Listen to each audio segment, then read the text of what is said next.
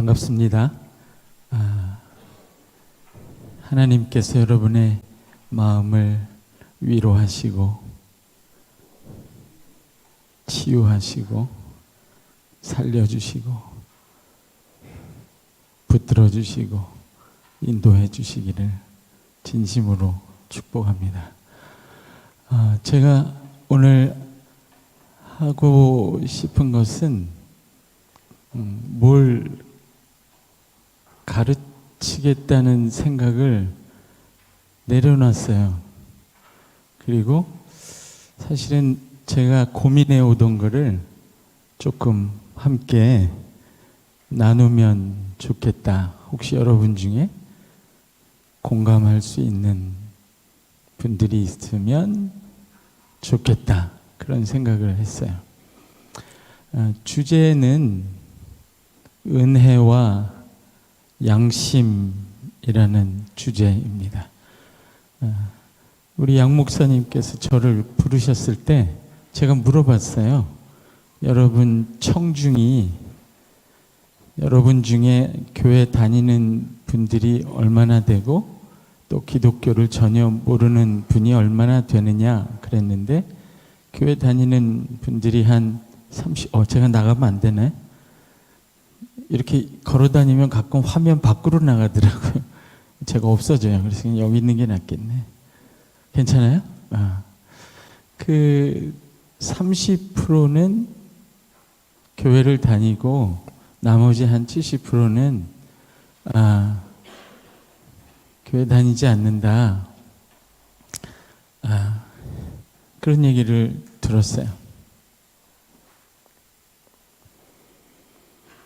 교회를 다니는 분들에게 제일 익숙한 단어는 아마 은혜일 거예요. 그게 무슨 말인지 전혀 모르겠다. 기독교에 관심이 없고 또 기독교를 모르는 분들은 은혜라는 말이 익숙하지 않죠. 대신에 아마 양심이 살아가는 그 삶의 기준이고 원리이지 않을까 그런 생각을 해요. 그래서 은혜하고 양심이 서로 무슨 관계가 있나, 둘이 소통할 수 있을까? 그런 생각을 해보는 거죠. 여기에서 교회 다니시는 학생들하고 교회 다니지 않는 기독교를 모르는 사람하고 정말 의미 있는 진지한 대화가 가능할까? 그거를 주제로 바꾸면 은혜와 양심이 서로 소통할 수 있을까? 입을 맞추려면 좀 오래 걸리겠죠? 소통할 수 있을까? 그런 이야기를 해보려고 하는 거예요. 이런 주제를 제가 생각하게 된 거는 제가 쓴 책이 하나 있는데 책 제목이 십자가와 선한 양심이에요. 십자가와 선한 양심이라는 제목인데 십자가는 우리가 잘 듣는 대로 은혜에 관련된 것이죠. 제가 왜 책 제목을 이렇게 붙였냐면 교회 다니면서 십자가를 이야기하는 사람들, 저를 포함해서 많이 봤는데 예수 믿는다는데 양심이 되게 없네? 그런 경우를 많이 봤어요. 저도 포함해서 왜 하나님의 은혜를 안다는 사람들이 양심이 없지? 그런 질문을 하게 되어서 이런 책을 썼다고 할 수 있어요. 시간이 이렇게 빨리 가는군요. 반대로 세상을 보면 은혜를 전혀 모르고 교회 다니지 않고 그런데도 예수 믿는 사람보다 양심이 굉장히 탁월하다 이렇게 느끼는 경우가 많이 있었어요. 그래서 저는 그게 궁금했어요. 왜 교회 다니는 사람들은 종종 양심을 잃어버리고 교회 다니지 않는 사람 중에는 그렇게 양심이 탁월한 사람들이 있는지 그거를 생각해 보려고 했던 거예요. 먼저 은혜라는 말을 조금 설명해 보려고 해요. 핸드폰보다는 이게 재밌을 것 같은데 은혜라는 말을 처음으로 제가 생각하게 될 때가 제가 어렸을 때 동네에서 좁은 골목에서 축구공을 찰 때였어요. 공을 신나게 찼는데 그 공이 동네 그 골목 어귀에 있는 유리창에 맞았어요. 어떤 미장원에 있는 유리창인데 그 유리창이 깨졌어요. 아주 큰 유리창이. 저희 어머니가 굉장히 무서운 분이셨거든요.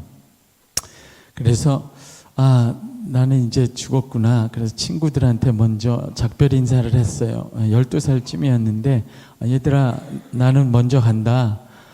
이 골목을 너희에게 부탁해. 그리고 엄마가 오기를 기다렸는데 어머니가 그때 일을 하고 계셨는데 올라오셔서 아무 말씀도 안 하고 그 미장원 주인한테 그 값을 치렀어요. 아마 2배로 불렀던 것 같은데 주머니에서 현찰을 꺼내서 그냥 다 돈을 내셨어요.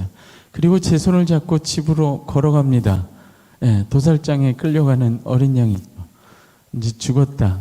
그렇게 생각하고 들어갔는데 방 안에 저를 앉혀놓고 어머니는 부엌에 가셔서 요리를 하기 시작했어요. 1년에 한 번 먹는 왕새우 카레라이스였어요. 여러분은 지겹죠? 저는 어렸을 때 그거를 1년에 한 번 먹었어요. 왕새우 카레라이스. 그거를 어머니가 부엌에서 하고 있는 거예요. 유리창을 깨먹은 나한테. 그래서 먹이고 죽이시려나 보다. 먹고 죽자. 그리고 기다렸는데 어머니가 왕새우 카레를 가지고 올라오셨어요. 그래서 그거를 맛있게 먹었는데 추운 겨울이라서 너무 추워서 그냥 자버렸어요. 자고 일어났는데 내가 살아있더라고요. 아직 우리 동네예요. 그래서 우리 어머니한테 안 물어봤어요. 엄마 왜 날 안 때렸어? 바보예요? 그걸 물어보게? 왜 긁어 부스럼을 만들겠어요? 그냥 가만히 있었어요. 그리고 나서 여러분처럼 대학생이 되었을 때 어느 날 물어봤죠. 어머니 그때 저를 왜 안 때리셨어요? 그랬더니 너무 불쌍했대요. 어린아이가 추운 겨울에 멀리 가지도 못하고 골목에서 공차는 게 안 돼 보였다. 그렇게 이야기를 했어요. 은혜라는 건 내가 받아야 될 대접의 정반대 호의로운 대접을 받는 거예요. 나는 잘못해서 형벌을 받아야 되는데 그 반대로 잔치상을 열어주는 거예요. 어떻게 보면 조금 불공정하죠? 불공정하긴 하지만 그 은혜가 그 밑에 토대가 되는 거예요. 그 은혜가 없다면 우리는 다시 정의롭게 살 마음, 양심을 가지고 살아볼 마음도 아마 생기지 않을 수도 있어요. 성경에 보면은 이런 비유가 하나 있어요. 포도원의 비유라는 건데 제가 얘기를 하나 건너뛰었어요. 잘 안 보이는군요. 어떤 부자가 이런, 여러분 알바할 텐데 이런 주인 없을 거예요. 어떤 부자가 포도원을 가지고 있었는데 일을 시키는데 일꾼을 불러다 일을 시키는데 새벽 6시에 나가서 일꾼을 데려와요. 그러면 오후 6시까지 일하니까 12시간을 일하는 거죠. 내가 10만 원 줄 테니까 우리 포도원에 와서 일해라. 6시에 나가서 불렀어요. 9시에 나가서 또 불렀어요. 우리 포도원에 와서 일하라. 그 다음에 12시에 나가서도 불렀고 여러분 3시에 나가서도 불렀어요. 심지어 오후 5시에 1시간 전에 나가서 불렀어요. 가보니까 아직 인력사무소에서 놀고 있는 사람들이 있는 거예요. 저 사람들 하루 품삯 10만 원 못 받으면 집에 가서 가족들하고 어떻게 먹고 살지? 아마 그런 생각을 했을지 몰라요. 오후 5시에 불러서 포도원에 들여보내서 일을 했어요. 그리고 6시에 돈을 주기 시작합니다. 돈을 줄 때 모두가 쳐다보는 앞에서 오후 5시에 부른 사람부터 돈을 줘요. 10만 원을 줍니다. 오후 3시에 온 사람에게도 10만 원을 주고, 그렇게 해서 오전 6시에 온 사람에게도 10만 원을 줬어요. 누가 제일 화가 날까요? 공정으로 생각하면 누가 제일 화가 나요? 대답 안 하실 줄 알았어요. 괜찮아요. 내가 다 하고 갈게요. 여러분 하시는 거 하고 전 저 하는 거 하고 한번 가고 그러면 되지 뭐. 오전 6시에 온 사람이 제일 화가 나요. 난 12시간 일했단 말이에요. 근데 1시간밖에 일하지 않은 저 사람도 10만 원을 준다고? 그러니까 주인이 이렇게 해요. 이 사람아, 내가 당신하고 약속한 건 처음부터 10만 원이었어. 난 공의롭게 한 거야. 내 돈이니까 내가 원하는 대로 줄 수 있어. 너한테는 10만 원 약속했으니까 너한테는 공정하게 한 거야. 그러나 오후 5시에 온 사람에게 10만 원을 준 거예요. 누가 제일 기쁘겠어요? 횡재했다. 와, 이건 진짜 땡이다. 복권 탔다. 누가 그렇게 생각했어요? 오후 5시에 온 사람은 그렇게 생각했을 거란 말이죠. 그런 게 은혜죠. 예수님은 이 이야기를 가장 이상적인 사회, 하나님의 나라가 이거하고 비슷할 거라고 얘기해서 하신 거예요. 공의, 공정, 여러분 좋아하죠? 그게 필요해요. 그러나 은혜가 토대가 되는 사회라야 그 공정도 의미가 있다. 그런 뜻으로 이야기한 거예요. 그래서 제가 잠정적으로 내린 결론은 우리가 양심, 공정, 정의. 교수님, 쟤는 5번이나 빠졌는데 왜 F를 안 주시나요? 이렇게 얘기할 수 있는 공정, 그것도 은혜라는 토대 위에 져야 비로소 정상적으로 작동한다. 그런 걸 회복적 정의라고 하죠. 정의는 정의지만 그 정의에 미치지 못하는 사람을 살려내면서 공정을 행하는 것이죠. 그래서 흥미로운 책 제목이 하나 있어요. 잘 안 보이지만 마이클 샌들이라는 교수님 아시죠? 정치 철학자인데 하버드 대학 교수인데 책 이름이 공정하다는 착각이에요. 그리고 여기서 능력주의를 얘기합니다. 저는 여러분의 세대가 가장 중요한 가치가 공정일 거라고 생각해요. 제 시대는 공정이 아니었어요. 제 나이를 들으면 놀지 않을지 어쨌든 뭐 관심이 없으니까. 제 시대는 민주화가 아주 중요한 화두였어요. 여러분은 공정일 거예요. 능력주의라고 하는 거. 내가 내 실력을 가지고 공정하게 경쟁해서 이 자리를 얻었는데 그걸 내가 왜 뺏기냐는 거죠. 내가 가장 정당하게 주장할 수 있는 권리라는 거죠. 누구든지 공정한 룰을 지켜서 자리에 오르지 않으면 그건 반칙이라는 거죠. 능력주의예요. 내가 능력으로 최선을 다해서 내가 이룬 것, 그것으로 모든 것을 결정하겠다는 거죠. 그런데 문제가 생겨요. 태어날 때부터 금수저인 아이들이 있어요. 이런 아이들은 인턴을 해도 아버지 친구 연맥을 따라서 흙수저 아버지는 인맥이 없어요. 그 아들이 대학생이 인턴을 가려도 소개해줄 아버지 친구 회사가 없다고요. 따라오세요. 애초에 출발선상을 뒤에서 출발하면 공정하다는 말이 무색하게 돼요. 따라오세요. 그래서 마이클 샌들이라는 사람이 이런 이야기를 합니다.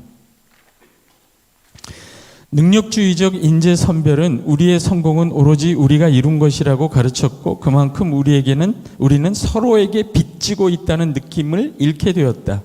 이래 존엄성을 회복함으로써 우리는 능력의 시대가 풀어버린 사회적 연대의 끈을 다시 매도록 하여야 한다. 이렇게 얘기해요. 내가 재능을 받은 것도 이 사람 표현으로, 이분은 기독교인이 아니에요. 내가 재능을 받은 것도 운이라고 생각해야 된다는 거예요. 그런 재능을 발휘하여 이런 대가를 공정하게 받는 사회에서 사는 것도 운이라고 말하는 거예요. 제 표현으로 하면 은혜죠. 근데 운이라고 생각해야 한다는 거예요. 이걸 잊으면, 여러분 기생충 영화 봤습니까? 지금은 죽었죠. 그 배우가 이선균 박사장. 그 박사장이 송강호에게, 그 가난한 송강호에게 늘 하는 말이 있어서, 선을 넘지 마. 난 선 넘는 게 제일 싫어. 아무리 공정해도요, 시작하는 출발점이 다르면, 우리 아버지가 흙수저면 금수저하고 못 만납니다. 공정하게 경쟁해도 결과가 다르기 때문에 이 사회에서 가난한 사람과 부자는 선이 있어서 그 선을 넘지 못하게 됩니다. 그래서 공정이라는 착각이라고 이야기한 거예요. 여러분, 오래전에 인천공항에서 인천공항의 비정규직 노동자들을 정규직으로 바꿔주자라고 했을 때 가장 많이 반대했던 사람들이 누굴까요? 아까 말했던 6시에 와서 일했던 사람, 정규직 노동자들이요. 내가 어떻게 해서 이 자리까지 왔는데, 내가 어떻게 해서 세종대에 왔는데, 내가 어떻게 해서 이 직장을 얻었는데 비정규직을 아무런 경쟁도 없이 정규직으로 넘겨준다고? 맞아요, 여러분. 공정은 중요한 원칙입니다. 그러나 공정의 토대가 은혜라는 사실을 잊으면 사회는 잔인하게 될 수밖에 없습니다. 우리가 여러분, 여기 운동장이 어디 있는지 모르지만 거기서 100m 달리기를 하죠. 공정하게 출발하고 100m 달리기를 뜁니다. 그런 공정한 시합을 할 수 있는 것은 누군가가 땀을 흘려서 거기에 운동장과 경기장을 만들어 놨기 때문이에요.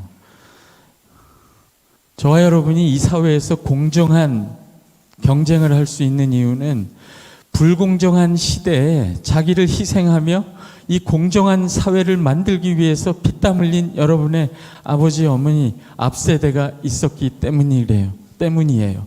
여러분은 그분들을 틀딱이라고 부르지만 그분들은 이 공정한 사회를 만들기 위해서 불공정한 사회를 견뎠다는 사실을 잊으면 안 되는 거예요. 그래서 우리가 순국 선열들에게 묵념하는 거죠. 공정도 좋은데 그 공정에서 이길 수 없는 사람에 대한 긍휼, 연민이 있어야 공정도 의미가 있다고 생각해요. 그래서 양심, 공정, 우리가 좋아하는 이런 원칙, 우리가 다른 사람한테 들이대는 이 잣대, 그 밑에는 은혜, 사실은 이 모든 것이 거저 주어진 은혜라는 전제가 있어야 합니다. 그래서 제 표현으로 하면 은혜는, 여러분 교회 안 다니면 잘 모르지만 은혜는 양심의 토대이다. 공정의 토대이다. 전 그렇게 얘기하고 싶어요. 하지만 세상은 은혜를 잘 기억하지 않습니다. 무한 경쟁의 지옥 속이에요. 공정의 원칙밖에 없습니다. 그게 우리가 서로에게 이렇게 살벌한 이유이죠. 경쟁해야 되니까요. 누군가는 A 받을 때 누구는 B를 받을 수밖에 없는 공정한 경쟁의 관계 속에 들어있기 때문에 모든 것을 선물로 주고받을 수 있는 은혜, 진짜 친구 관계는 만들기 어려운 거예요. 그래서 세상은 은혜보다는 공정, 정의, 양심, 이런 단어에 더 익숙합니다. 양심이라는 거는요, 모든 사람이 보편적으로 갖고 있는 선악의 판별 기준이에요. 한국 사람, 미국 사람 이런 거 따지지 않고, 중국 사람 따지지 않고, 모든 사람들이 보편적으로 마음에 갖고 있는 공정한 정의에 대한 의식, 도덕적 의식입니다. 좀 강의같이 됐네? 강의였나? 저는 여행 유튜브 가끔 보는데 그 각 튜브가 돌아다니면서 세계 사람들하고 이렇게 곽준빈이가 영어를 영어가 그 소련인가 러시아어를 잘하긴 하지만 그 세계 사람들을 만나는 거 보면 거의 마음이 비슷하다는 생각을 하게 돼요. 오래전에 어떤 다큐멘터리 드라마를 봤는데 북한에서 탈출한 탈북 여성인데 중국의 어떤 시골에 중국인 남자, 공산국가잖아요. 중국인 남자한테 팔려갔어요. 그런데 이 중국인 남자가 이 북한에 탈북한 이 여자를 진짜로 좋아하게 된 거예요. 그래서 자기 돈 다 들여서 목숨을 걸고 이 여자를 태국까지 차로 태워다 주고 자기를 떠나도록 한국으로 갈 수 있도록 탈북하도록 돈도 대주고 보내주는 드라마를 봤습니다. 여러분, 공산주의에는 전부 마귀만 있는다고 생각하는데 와, 저게 사람의 양심이 어디서나 살아있구나, 그런 거를 느끼게 돼요. 이런 모든 사람들이 갖고 있는 양심, 상식의 기준도, 근데 아까 제가 얘기한 것처럼 왜 교회 다니는 사람은 저를 포함해서 가끔 이런 상식이나 양심도 없는 일을 할까? 저는 그게 늘 여러분 청년 때부터 궁금했어요. 관심 없겠지만 정말 옛날 얘기인데 제가 82학번이라는 사실을 얘기해도 아무도 관심이 없네. 82학번이에요. 네, 와, 이거 보통 얘기하면 놀라는데 82학번이에요. 네, 거의 골동품이죠. 80년대 광주 사태가 일어났습니다. 들어보셨어요? 제가 대학 다닐 때 82학번으로 들어가니까요, 캠퍼스에 장갑차가 들어와 있어요. 군인들하고. 광주 사태가 일어났죠. 광주 민주화 운동이라고. 그리고 나서 대학생이, 여러분들이 공정한 경쟁을 통해 직장에 들어갈 여유가 없었어요. 왜냐하면 이런 군인들이 나라를 독재하는 그것을 이겨내야 됐기 때문에 늘 대학에서 싸우고 데모하고 돌 던지고 그랬어요. 그러다가 어느 학생이, 박종철이라는 학생이 경찰에 끌려갔어요. 그래서 물고문을 당했는데 죽었어요. 고문을 당하다가. 그런데 신문에 이렇게 발표가 났어요. 어떻게 해서 그 대학생이 죽었나 그렇게 이야기를 설명해 보라고 하니까 고문관이 책상을 탁 치니까 억하고 죽었대요. 그래서 전 국민이 분노해서 그걸 뒤집는 사건이 일어났고 민주화 운동이 일어났고 지금처럼 편안하게, 여러분 대통령을 여러분 손으로 뽑잖아요. 얼마 되지 않았습니다. 제가 어렸을 땐 대통령을 내 손으로 뽑지 못했어요. 공정한 사회가 아니었어요. 그때 많은 대학생들이 피를 흘렸습니다. 그 박종철이라는 학생이 물고문을 당해서 죽었을 때 저도 대학생이었잖아요. 전 너무 놀랐어요. 이거예요, 여러분. 내가 하고 싶은 얘기가. 그 박종철 학생이 죽었다고 신문에 났는데 교회에 가봤는데 아무도 아무런 이야기도 하지 않는 거예요. 마치 아무 일도 없었던 것처럼. 저는 그게 너무 이상했어요. 왜 십자가의 은혜, 한 영혼이 세상보다 귀하다, 천하보다 귀하다고 말하는 목사님들은 한 대학생이 억울하게 죽었는데 아무 말도 하지 않을까? 저 너무 이상했어요. 그 똑같은 날 전날 우리나라 탁구 선수들이, 여자 탁구 선수들이 중국에 가서 이겼습니다. 그런데요, 교회 성도들이 모여서 야, 우리나라가 탁구 이겼어, 이 얘기는 하는데 그 대학생이 억울하게 죽은 거는 아무도 이야기를 하지 않더란 말이에요. 왜 은혜를 아는 사람들은 양심이 없을까? 그때부터 생각했어요. 너무 이상했어요. 그리고 왜 은혜를 모르는 사람, 십자가도 모르고 예수도 모르는 사람은 양심을 위하여 저렇게 싸울까? 너무 이상했어요. 신학교에 갔는데도 신학교수도 아무도 이야기하지 않았어요. 그 대학생 한 사람의 억울한 죽음을. 그런데 세상을 살면서 보니까 이 세상에는 교회 다니지 않는데도 양심이 너무 살아있어서 굳이 자기가 하지 않아도 되는 일을 모두를 위하여 앞장서서 그거를 해결하려고 하고 가슴 아파하고 애타하는 사람들이 있더라는 거예요. 도대체 어떻게 된 걸까? 저는 그게 궁금했어요. 여러분, 지금은 꽤 유명한 분이죠? 한강. 꽤 오래전에 이 책을 읽었는데 소년이 온다. 바로 그 광주 사태 이야기입니다. 이분 교회 안 다녀요. 한강이라는 작가. 15살, 중학교 2학년인가요? 동호라는 학생.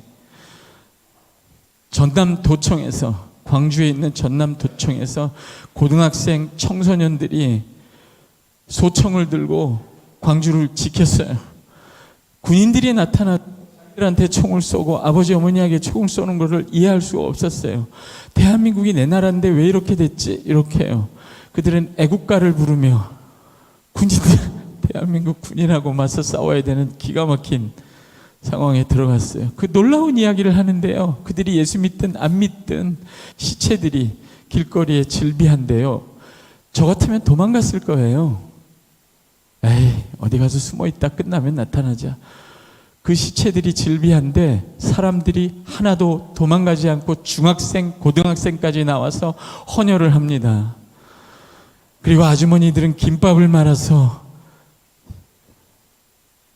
총을 든 중학생, 고등학생, 대학생들에게 딸기를 갖다 주고 김밥을 갖다 줘요. 그 현장을 목격한 후에 예수를 믿든 안 믿든 인간의 마음속에 있는 이 양심이라는 엄청난 능력이 얼마나 위대한 것인가를 이 한강 작가가 표현을 합니다. 이렇게 얘기합니다. 글자가 안 보이죠? 양심, 그래요, 양심. 세상에서 제일 무서운 게 그겁니다. 군인들이 쏘아 죽인 사람들의 시신을 리어카에 실어 앞세우고 수십만의 사람들과 함께 총구에 섰던 날, 그 두려운 날, 느닷없이 발견한 내 안에 깨끗한 무엇에 나는 놀랐습니다. 더 이상 아무것도 두렵지 않다는 느낌, 지금 죽어도 좋다는 느낌, 수십만 사람들의 피가 모여 거대한 혈관을 이룬 것 같았던 생생한 느낌을 기억합니다. 그 동호회 이야기예요. 중학생의 이야기를 대신 쓰는 거예요. 그 혈관에 흐르며 고동치는 세상에서 가장 거대하고 가장 숭고한 심장의 맥박을 나는 느꼈습니다. 감히 내가 그것의 일부가 되었다고 느꼈습니다. 모든 사람이 기적처럼 자신의 껍데기 밖으로 걸어나와 연한 맨살을 맞댄 것 같은 그 순간들 사이로 세상에서 가장 거대하고 숭고한 심장이 부서져 피 흘렸던 그 심장이 다시 온전해져 맥박치는 걸 느꼈습니다. 나를 사로잡은 것 바로 그것이었습니다. 선생님은 압니까? 자신이 완전하게 깨끗하고 선한 존재가 되었다는 느낌이 얼마나 강렬한 것인지, 양심이라는 눈부시게 깨끗한 보석이 내 이마에 들어와 박힌 것 같은 순간의 광휘를, 저는 여러분도 그런 엄청난 비극의 사태가 오면 여러분 안에 눈부신 양심의 빛을 발견하게 될 거라고 믿어요. 그것이 하나님이 여러분에게 주신 선물입니다. 모두가 갖고 있어요. 모든 사람들이 그 양심을 갖고 있습니다. 이상한 건요, 십자가의 은혜는 알지만 창조주 하나님이 모든 사람에게 준 양심은 종종 잊어버리는 그리스도인들이 있다는 거고요. 더 궁금한 건요,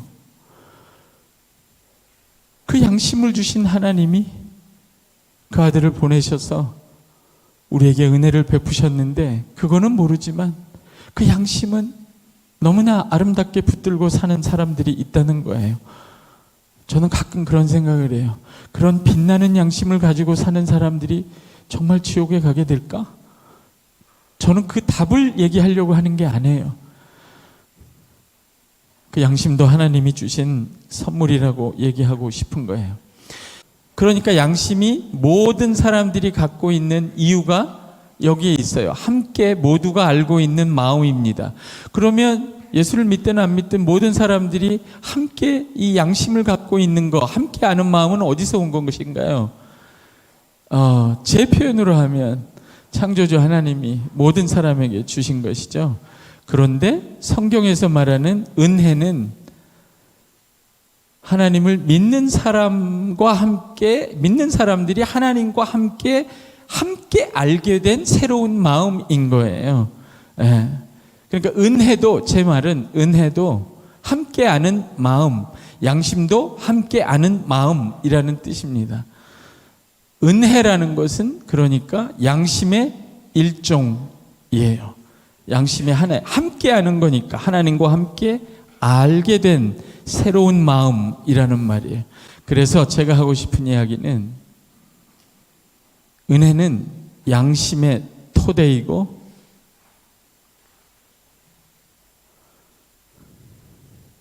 양심은 은혜의 열매라는 거예요. 우리가 양심을 가지고 살아도 아까 얘기했듯이 공정을 원하며 살아도 은혜가 토대가 되지 않으면 공정이 되지 않습니다. 오히려 잔인하게 서로를 차별하고 파괴하는 무기가 됩니다. 그래서 공정, 양심의 토대는 은혜이고 그 다음에 은혜를 아는 사람들은 그 은혜가 함께 아는 것이기 때문에 양심으로 드러나야 한다는 거예요. 그래서 제가 책 제목을 그렇게 얘기했듯이 십자가가 곧 선한 양심입니다. 왜냐하면 은혜가 곧 새로워진 양심이기 때문에 그래요. 그러니까 십자가를 알고 은혜를 아는 그리스도인들은 양심이 없을 수가 없습니다. 은혜는 양심으로 나타나야만 합니다. 그리고 양심의 토대는 양심이면 돼, 그렇지 않습니다. 양심의 토대는 은혜예요. 모든 것이 선물로 주어졌다는 사실을 알지 않고는 공정해지지 않습니다.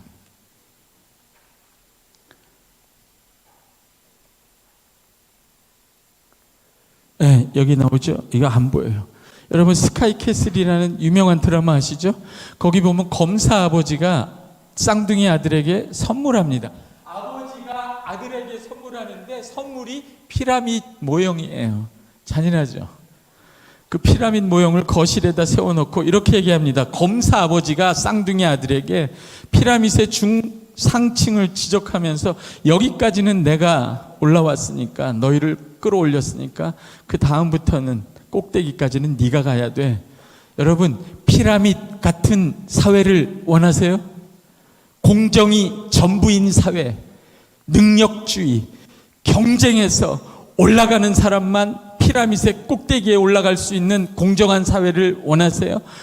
수많은 사람들은 그 밑에서 차별을 받아야 돼요. 공정은 은혜를 품지 않으면 사람을 차별하고 죽이는 무기가 될 수 있다는 사실을 기억해 줬으면 좋겠어요.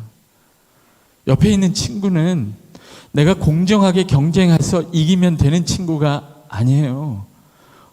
끝까지 함께 가야 되는 친구예요. 나고 하면 손잡아 일으켜서 같이 가야 되는 친구예요. 은혜를 잊으면 공정은 당신을 이 피라미드 세계에 가둬버려요. 영원히 외롭게. 그래서 제가 꿈꾸는 사회, 함께 이런 꿈을 꿔보자 하는 사회는 피라미드 같은 사회가 아니라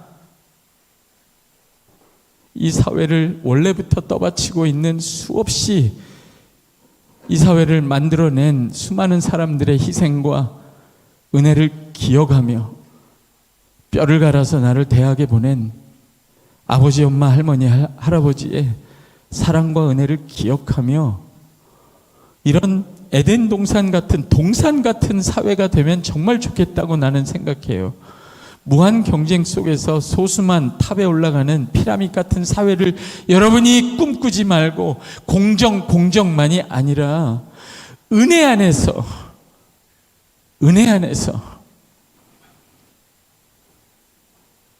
공정에서 낙오할 수밖에 없는 사람들도 끌어안으면서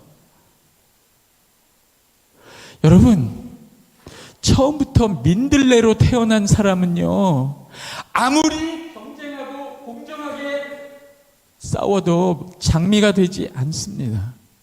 저는 이게 대한민국 교육이 너무 미워요. 이 아이는 원래 들꽃같이 민들레같이 태어난 거예요. 안개꽃처럼 야들야들하게 서늘서늘하게 태어난 아이를 학교에서 사회에서 빨간 장미로 만들려고 할 때 피라미처럼.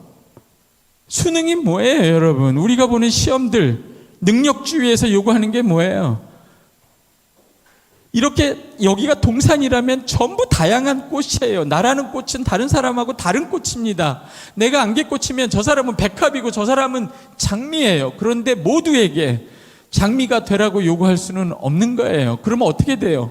원래 장미 하나 있고 덜 빨간 장미, 덜 빨간 장미, 나중에는 민들레를 빨갛게 칠해야만 해요. 그러니까 그런 교육을 받고 고등학교 때까지 그런 교육을 받고 대학에 오면 자기가 누군지 모릅니다. 자기가 장미인 줄 알아요. 당신은 원래부터 들꽃이었어요. 나는 43등 하는 장미, 이렇게 돼버린 거예요. 그러니까 자기를 몰라요. 저는 그런 사회가 싫습니다. 은혜를 토대로 하는 각자의 자리에서 민들레, 오늘 내가 여러 개 해야 하는군요. 민들레가 장미가 되지 않아도 이런 사회는 버립시다. 우리 피라밋 같은 사회는 잘 됐어요. 괜찮아요. 놔둬요. 됐어요. 잘 됐네요. 이런 피라밋 같은 사회는 이렇게 해버리고 싶어요. 이렇게 한 걸로 합시다. 퍼포먼스로 하죠. 이런 사회는 버리고 은혜를 토대로 해서 각자가 자기의 모습대로 살 수 있는 사회, 장미는 장미가 되고 민들레는 민들레로 피어나도 되는 사회, 그런 사회를 꿈꾸면 좋겠어요. 그런 사회가 언제 올까요? 아니, 그런 때가 언제 올 거예요? 그런 때는 이런 때일 거예요, 여러분. 양심이 은혜와 입맞추는 때, 공정만 부르짖지 않고 그 공정을 부르짖는 그 사람이 은혜를 끌어안는 때, 또는 은혜를 아는 사람이 양심을 끌어안는 때, 그때가 언제일까요? 잘 모르지만 그때가 올 때까지 저는 저와 여러분이 이런 마음을 갖고 살았으면 좋겠어요. 윤동주라는 시인이 있죠. 기독교인이었습니다. 일제 치하 때 공정하게 자기 뜻을 이룰 수 없을 때, 고난받고 희생해야 될 때, 그때 그 시인 윤동주는 양심을 가지고 살았어요. 바람에 흔들리는 나뭇잎 하나에도 괴로워했어요. 양심이 있으니까 괴로워했죠. 저는 이 마음을 갖고 사는 것이 은혜와 양심이 만나는 자리로 걸어가는 길이라고 생각합니다. 거기 이런 대목이 나와요. 죽는 날까지 하늘을 우러러 한 점 부끄러움이 없기를, 잎새 이는 바람에도 나는 괴로워했다. 별을 노래하는 마음으로, 이거예요. 모든 죽어가는 것을 사랑해야지. 그리고 나한테 주어진 길을 걸어가야겠다. 오늘 밤에도 별이 바람에 스치운다.